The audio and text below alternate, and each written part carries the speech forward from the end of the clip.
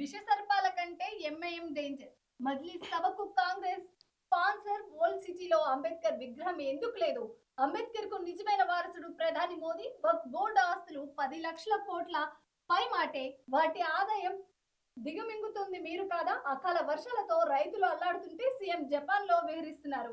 గత ప్రభుత్వ హయాంలో పంట దెబ్బతిన్న రైతులకు పరిహారం ఇవ్వలే కాంగ్రెస్ ప్రభుత్వం. అదే పందా కొనసాగుతుంది అని కేంద్ర మంత్రి కిషన్ రెడ్డి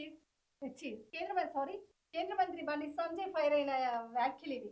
ఆల్రెడీ ఎందుకంటే ఇప్పుడు హైదరాబాద్ ఎమ్మెల్సీ ఎన్నిక జరుగుతుంది. ఇక అందులో భాగంగానే ఎంఐఎం కూడా తీవ్ర వ్యాఖ్యలు చేశారు.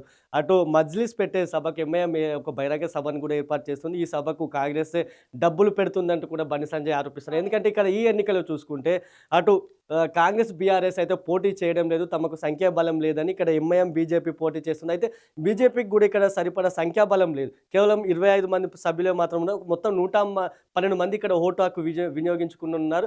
అయితే ఇక్కడ అత్యధికంగా ఎంఐఎంకు 49 మంది సభ్యులు ఉన్నారు. ఇక బీజేపీకి 25 మంది ఉన్నారు.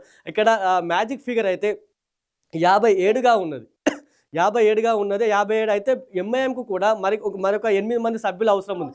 కాబట్టి ఎంఐఎం ఏం ఆలోచిస్తుందంటే బీఆర్ఎస్ లేదా కాంగ్రెస్ నుంచి ఎవరైనా 8 మంది ఓట్లు వేస్తే తాము గట్టెక్కుతాం, తాము గెలుస్తామని చెప్తుంది.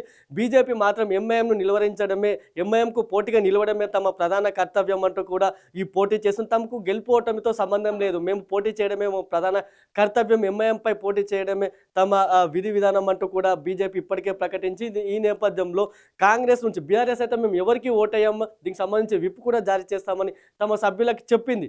ఈ నేపథ్యంలో కాంగ్రెస్ నిజంగా అంటే ఎంఐఎంకు మద్దతు ఇస్తుందా, ఎటువంటి అంటే ఇక్కడ చూసుకుంటే ఎవరికైనా ఓటేయచ్చు. విప్ అనేది పార్టీలు అనేది ఉండదు.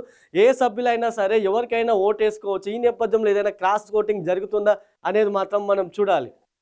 ఇక్కడ ఇంకొక వ్యాఖ్య చేయవచ్చు. ఇక్కడ అకాల వర్షాలతో రైతులు ఒకవైపు అల్లాడుతుంటే సీఎం రేవంత్ మాత్రం జపాన్లో విహరిస్తున్నాడని కూడా కేంద్ర మంత్రి నిజంగా ఒక తీవ్ర వ్యాఖ్యలు చేశారు. అంటే ఇటువంటి సమయంలో మాత్రం రైతులకు అండగా ఉండాల్సిన అవసరం ఎంతైనా ఉంది.